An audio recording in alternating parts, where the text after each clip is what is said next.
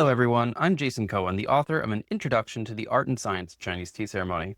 Today, we're discussing Book 2, Chapter 10, Section 2, Mature Firing of Zisha Clay. Here to talk about this chapter is our editorial team, Zongjun Li. Hello, hello. And Emily Huang. Hi, everyone. Wonderful. Kiln technology has developed over thousands of years to regularly produce spectacular ceramic wares matching the preferences and desired utility of their patrons. Some of the key developments of kiln technology are the control of firing schedules, kiln atmosphere, and fuel sources, in addition to kiln design. Let's focus on firing schedules for today's discussion. What is a firing schedule?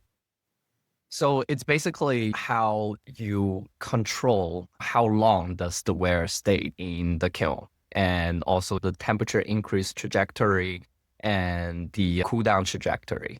So by really control these factors, you'll be able to reach different sintering temperature lead for different clay types that is required to reach either a artistic effect or a performance effect of the wares.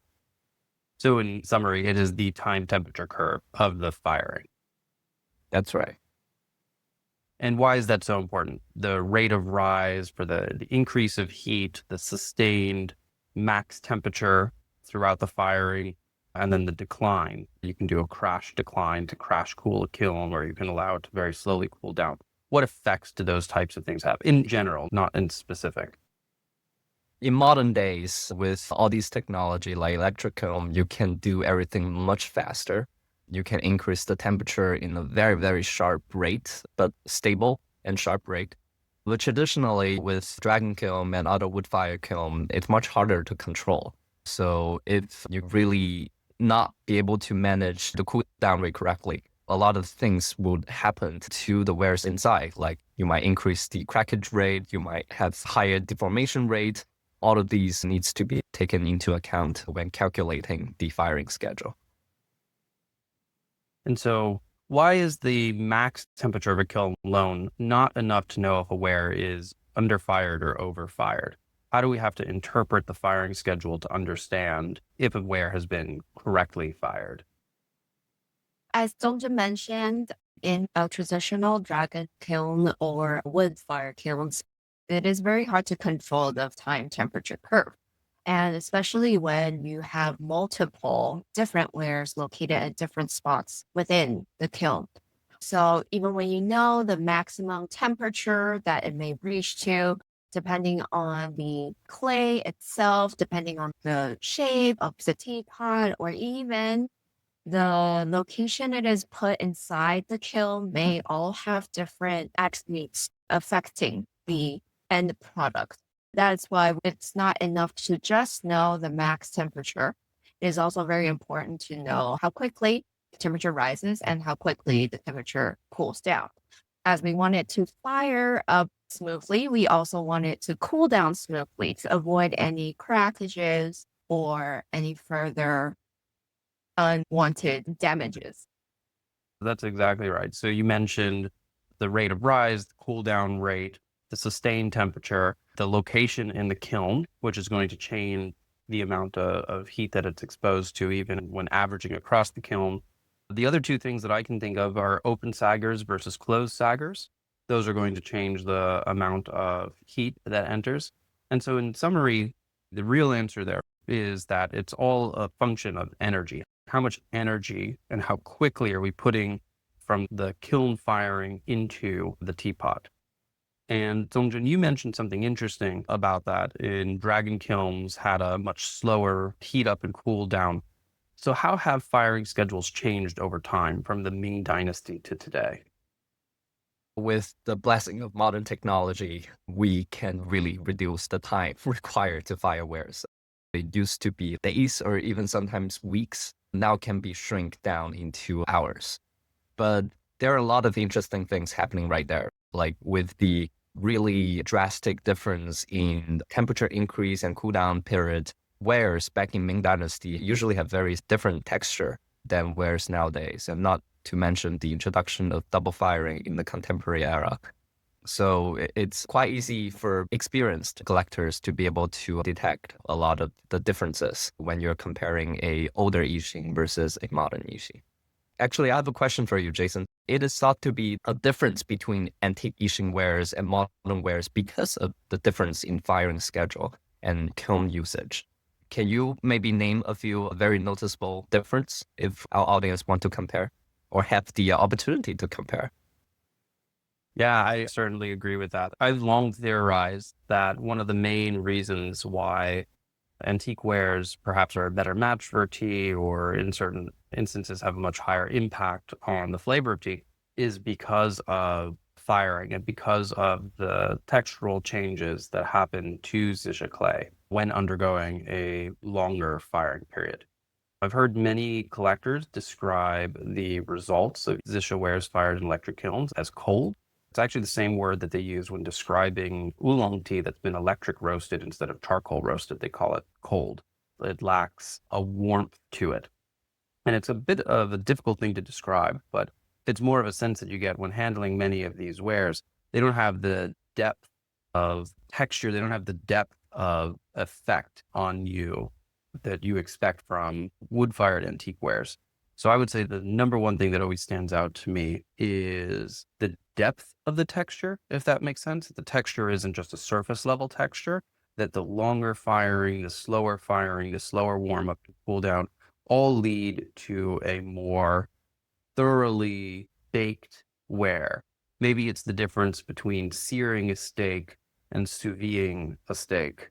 The texture is very even throughout, and you can really feel that, and you can see the differences on the inside as well. But I've long been a proponent of the theory that many of the differences that we see are not just because of clay and processing differences, but also the firing technology. Even though it's modernized, even though it's faster, I'm not convinced that it's been an improvement. Steak metaphor was very easy to understand, but I have to say I personally won't be able to tell the difference until I cut it open. Yep, this Yixing is definitely medium rare. Underfired. Take it back to the kitchen. Speaking of that, people are refiring underfired wares. I've even heard recently of a few collectors that have taken Ming Dynasty antiques that were underfired and weren't such a good match for tea and had them refired. They're, yeah, totally usable. Jason, have you ever heard of any wares being double fired before the contemporary era? Is this really a modern innovation? Well, there's Wu Hui, where Wu Oh, Hui, that's true. sometimes purposefully, sometimes accidentally, there were refirings when a ware was so obviously underfired, but frequently because it was still dragon kiln, that resulted in complete vitrification. So back at the Institute, we had that one totally vitrified, overfired teapot that felt and looked like glass.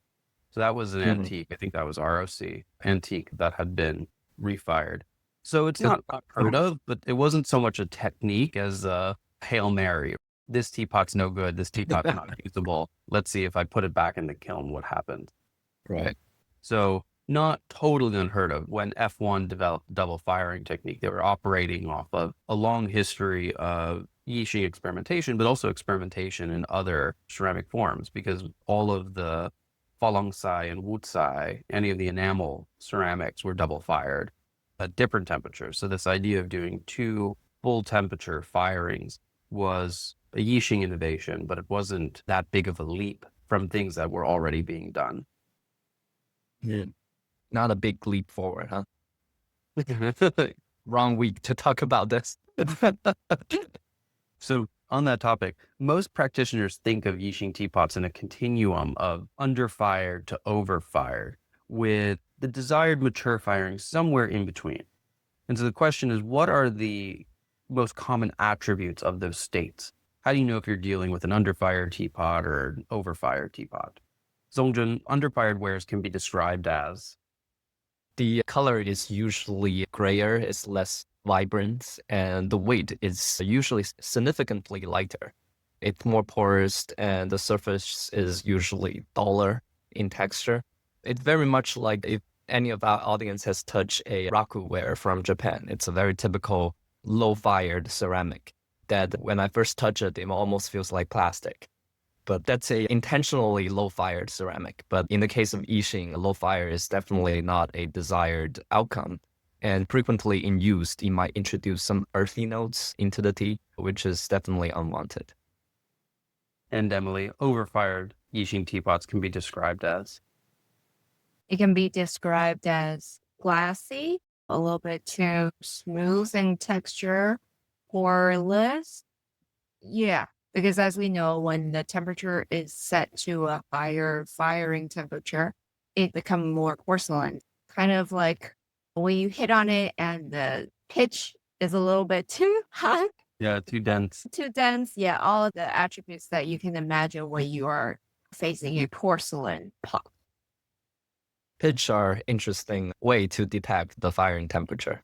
Just a side note that traditionally there's this instrument in China called bianzhong. It's basically you firing different ceramic flaps into different temperature. And when you hit them, it will produce different pitch. And then they put it together and it's a big hitting piano that you can play during the imperial court. They're magnificent. There are versions made out of bronze, but there are also versions made out of ceramic or a hybrid. We discussed the impact of ware placement within the kiln. Can Yixing teapots of different sizes and materials be fired together just by placing them in different locations? How big of an impact is this, and what does this allow us to understand or to do, both with ware firings, ware placement, and our understanding of kiln design and kiln technology? Traditionally, it has been harder because with dragon kiln, it's harder to control the proportion of the flame temperature in different locations very accurately. So the general practice will be putting wares with a high fire requirement closer to the mouth of the kiln, and then you put lower temperature wares closer to the chimney. And modern days, you have so many different variations of different kilns. Electric kilns, it's basically very uniformic in all aspects inside the kiln. But with downdraft kiln or with pushback kiln, the general practice will be maybe try to put wares with higher temperature requirement on top of the kiln, and then you put the low temperature required wares in the bottom. It's basically follow the color of the flame. Higher temperature is on top of the flame and lower temperature is in the bottom of the flame. Perhaps one confusing thing about the pushback kiln is that the fire comes from the top. So both heat rises and also the flame ports, the oil ports putting the heat into the kiln, are aligned along the top of the kiln. So the top is hotter for two reasons. Because in most kilns, you push in the fuel and it burns from the bottom up.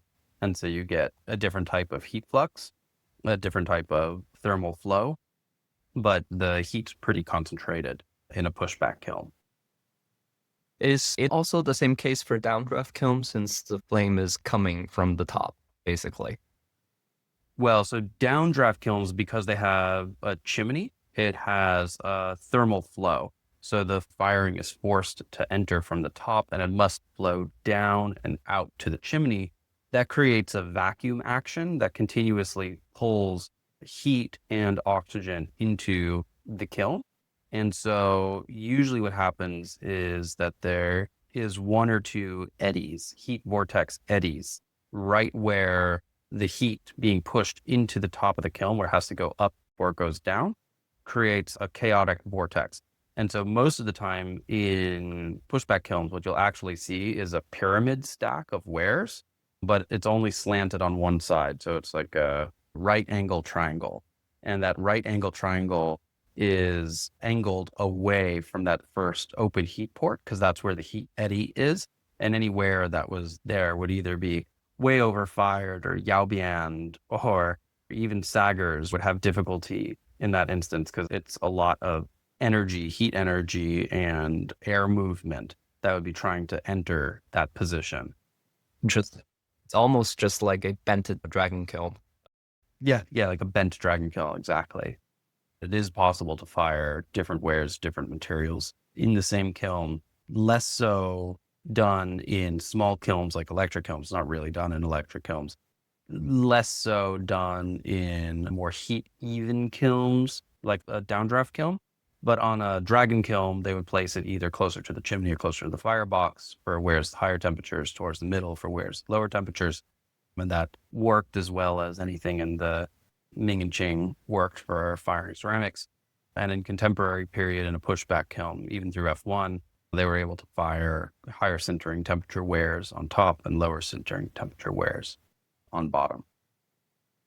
My last question, are antique Yixing teapots from the ROC and earlier, are they more likely to be overfired or underfired? So historically, ceramists, they tend to target the lower limits of the sintering temperature back in the days because the control of firing temperature at the time was not as good as today. So it's more likely for wares at the time to be underfired. And nowadays, when you have extreme control in an electric kiln, people tend to target a more accurate sintering temperature whenever they wish it to be. So it's quite interesting to see the difference. And also one thing that is interesting is the introduction of double firing in the contemporary time, when sometimes either the finished fire would be a wood fire for cosmetic reason, or it might be electrified to reach a very accurate sintering temperature at the end. And one thing that you can achieve with that is a technique called 整口.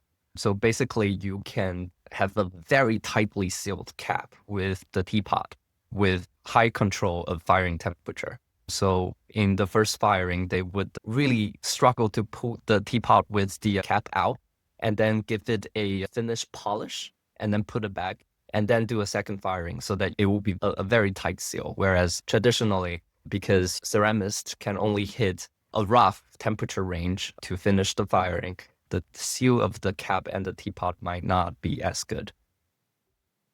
Well, everyone, that's all the time that we have for today. Thank you for joining us in this edition of Tea Technique Editorial Conversations. Please join us again for our next conversation, Dragon Kiln. Rah.